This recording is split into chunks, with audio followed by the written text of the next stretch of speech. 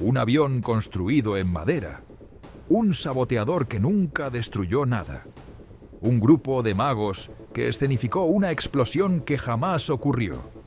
Y una fábrica intacta que para los nazis había desaparecido del mapa. Todo eso suena a ficción, pero en 1943 ocurrió una operación tan absurda, tan perfectamente ejecutada, que logró engañar por completo a la inteligencia militar más temida del mundo. Esta no es solo una historia de guerra, es la historia de una mentira tan brillante que salvó miles de vidas y convirtió a un criminal en una leyenda. Era el año 1942 y el cielo europeo era una trampa mortal. Bombarderos caían como moscas, los cazas enemigos acechaban desde las nubes y aún así había un avión que parecía intocable. Estaba hecho de madera, no tenía armas defensivas y sin embargo volaba con una arrogancia silenciosa, como si supiera que nadie podía alcanzarlo. El Mosquito no era solo un avión, era un fantasma, rápido, preciso, impredecible. Donde la Luftwaffe enviaba cazas, el Mosquito ya había desaparecido. Cada misión cumplida era una humillación para los altos mandos nazis y una obsesión creciente para Hermann Göring. «Ellos con madera vuelan mejor que nosotros con metal», gritaba en su frustración. Para detenerlo, ya no bastaba con enviar más aviones. Los cielos británicos estaban demasiado bien defendidos. Así que el alto mando alemán tomó una decisión desesperada: destruir la fábrica desde adentro. Y para eso, necesitaban a alguien con nervios de acero, manos hábiles y una moral lo suficientemente flexible. Lo encontraron en una celda. El elegido no era un soldado, era un ladrón de clubes nocturnos, un estafador encantador, adicto al caos y británico. Los nazis lo entrenaron como saboteador y lo lanzaron en paracaídas sobre Inglaterra con una misión suicida: volar la fábrica donde nacía el Mosquito. Pero lo que nadie imaginó es que al aterrizar, él no destruiría nada. Al contrario, comenzaría a construir una mentira tan perfecta, tan absurda, que convencería a la inteligencia militar más temida del mundo de que su misión fue un éxito. Pero para que funcionara, no bastaban explosivos. Hacía falta algo más: un escenario, una historia y un poco de magia.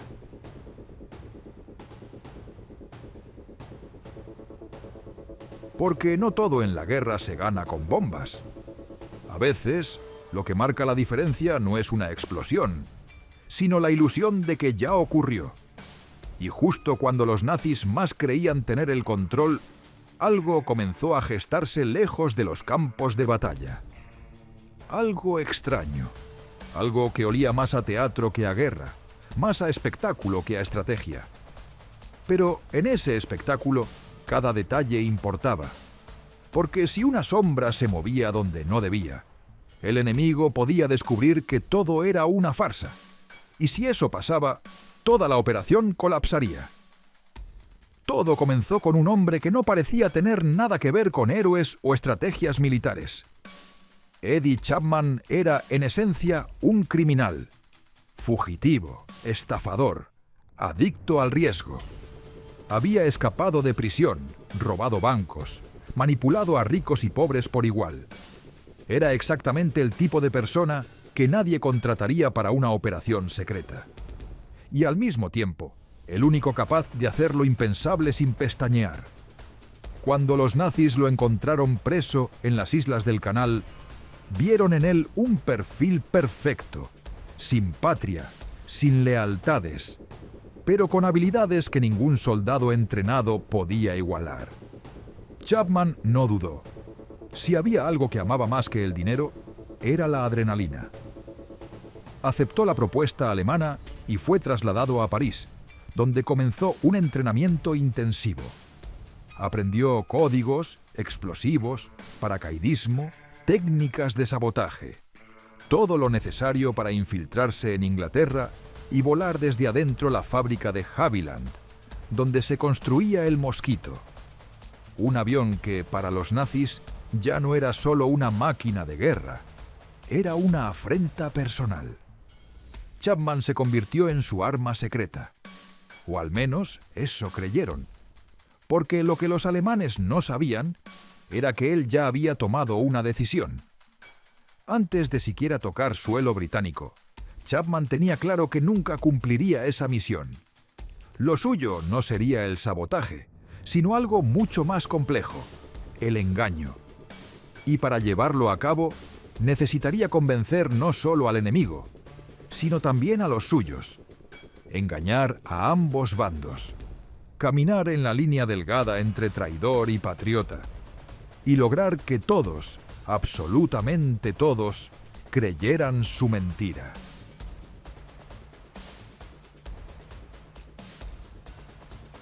Chapman aterrizó en suelo británico una noche helada de diciembre de 1942.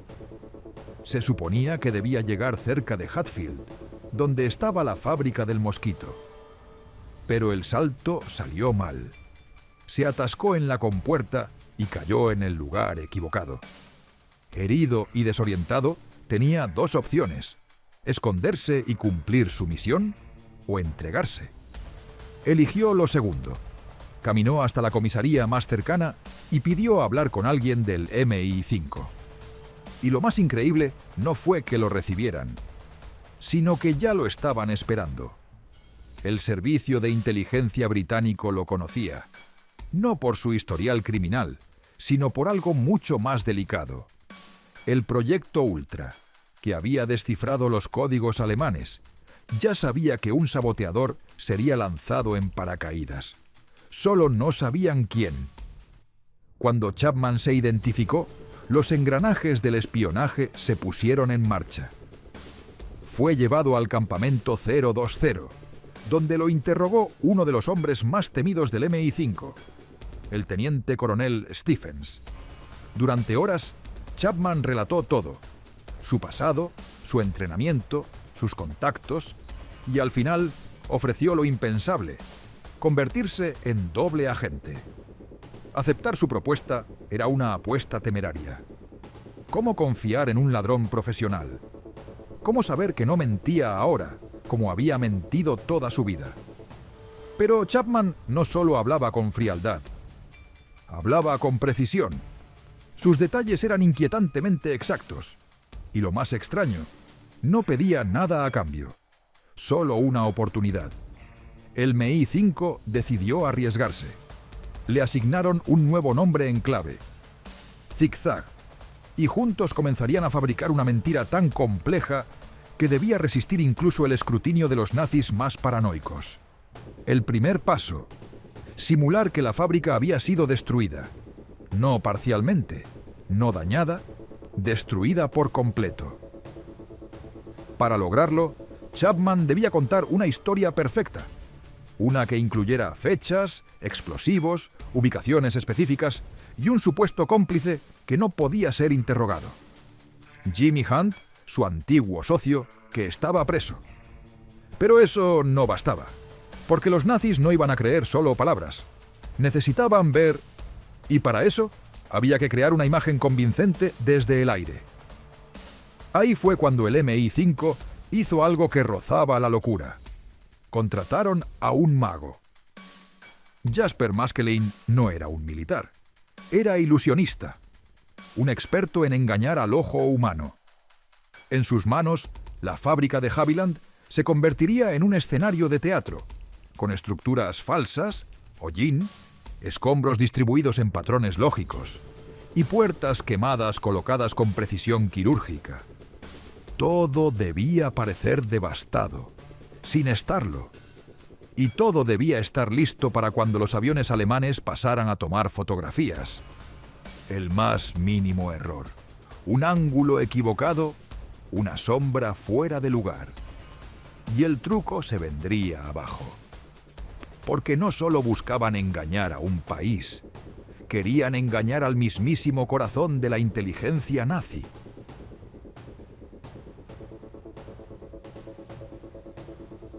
La noche del 29 de enero de 1943, la oscuridad sobre Hatfield no era casual. Los meteorólogos militares habían elegido ese momento con precisión quirúrgica. Sin luna, sin nubes, sin margen para errores. Porque en unas pocas horas, lo que los alemanes verían desde el cielo tenía que parecer real, brutal, irreversible.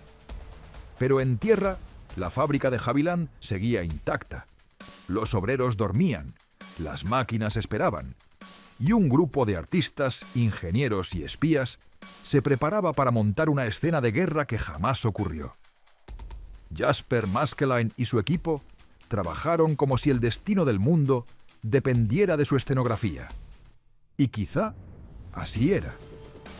Fabricaron transformadores falsos, ennegrecieron fachadas con hollín, simularon paredes destruidas con lonas pintadas.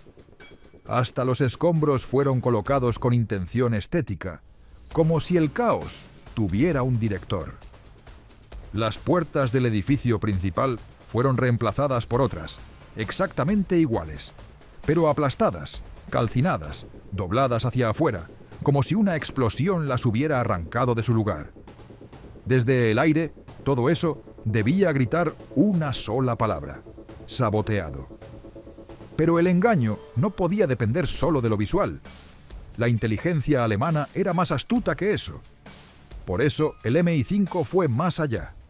Filtró una noticia falsa en la primera edición del Daily Express, enviada a Lisboa. Una pequeña nota perdida entre titulares de guerra, donde se hablaba de una explosión sin importancia en una fábrica a las afueras de Londres. Nada muy obvio.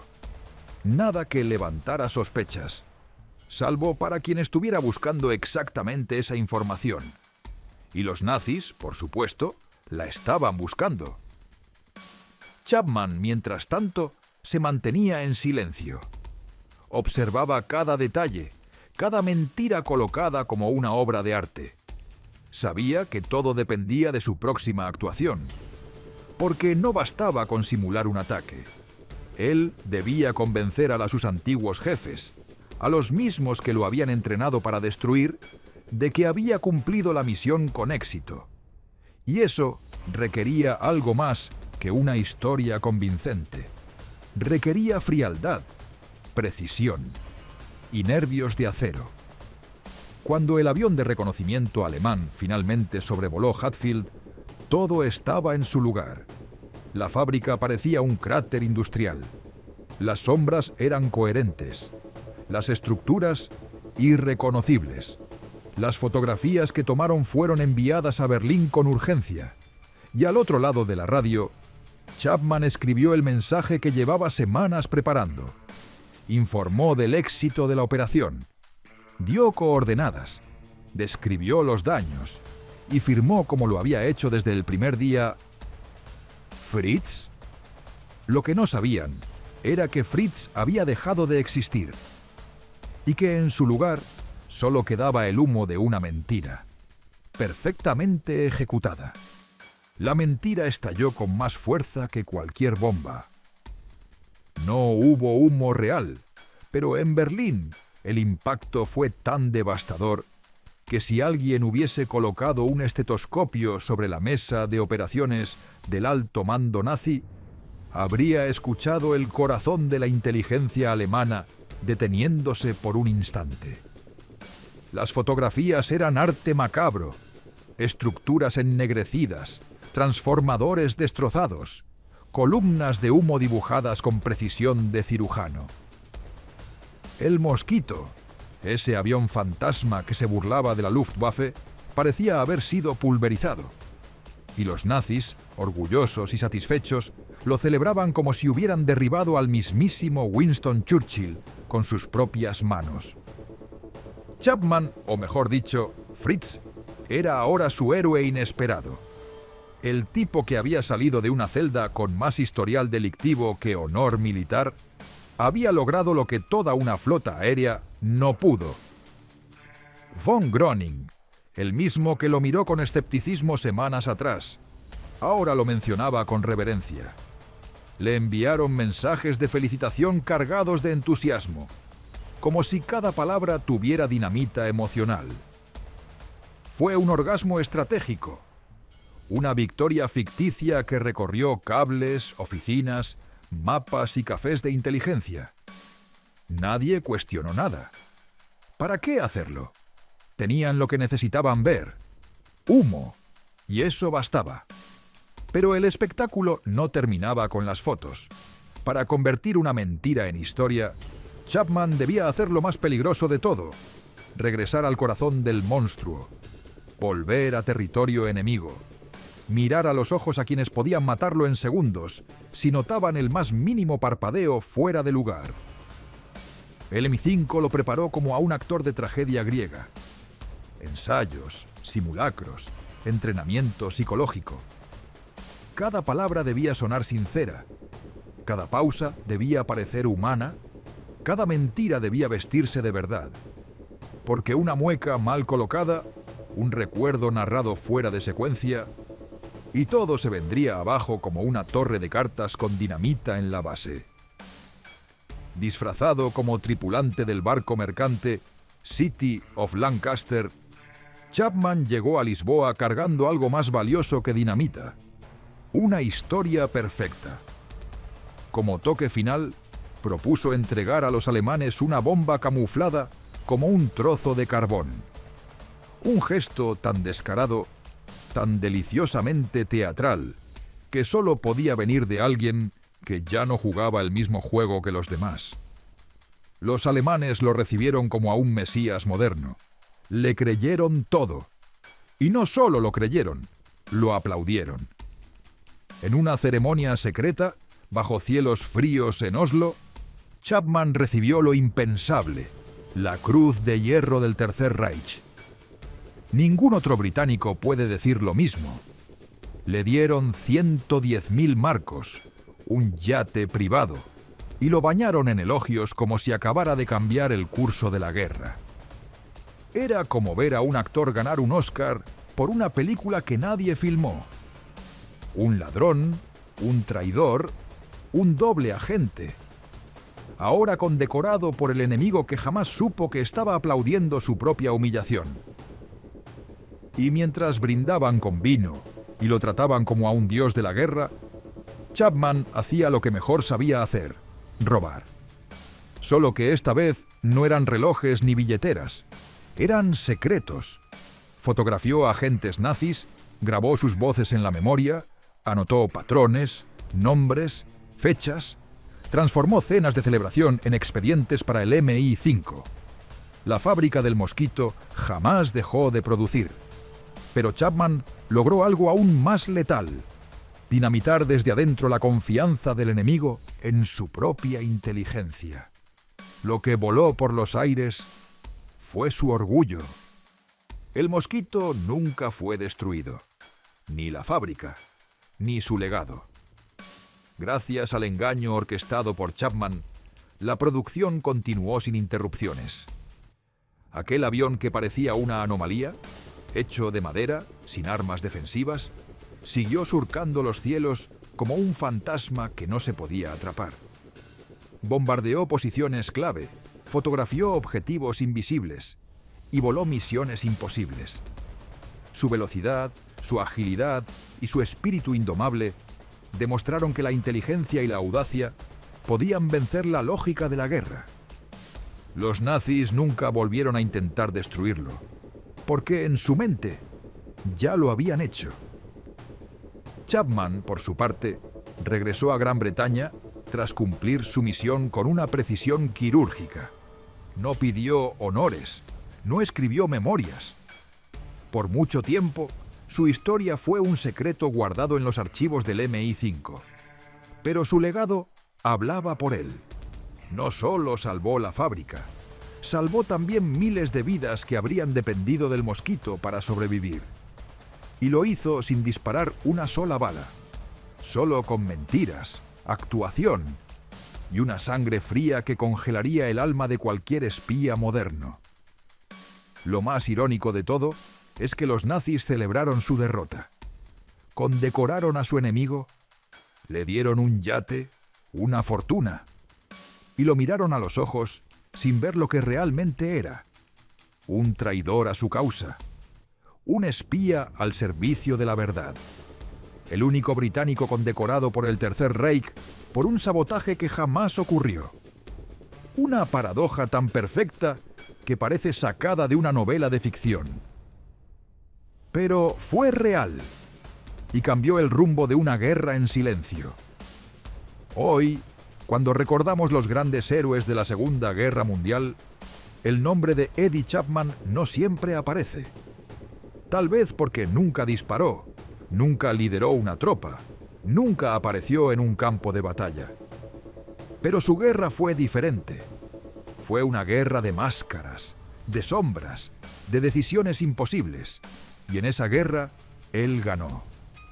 Con una mentira tan elegante, tan precisa, que hizo temblar a un imperio entero. El mosquito voló, la fábrica vivió. Y el ladrón se convirtió en leyenda. Y si crees que engañar a los nazis con una fábrica fantasma fue brutal, espera a ver lo que ocurrió el 3 de febrero de 1945, cuando más de 1000 bombarderos y casi 1000 cazas con 15.000 aviadores surcaron el cielo rumbo a Berlín. Lo que comenzó como una misión estratégica terminó en un infierno a 10.000 metros. En el video que te está apareciendo en pantalla, te mostramos el ataque aéreo más masivo de la historia. Dale like a este video, suscríbete al canal y dale clic al video en pantalla.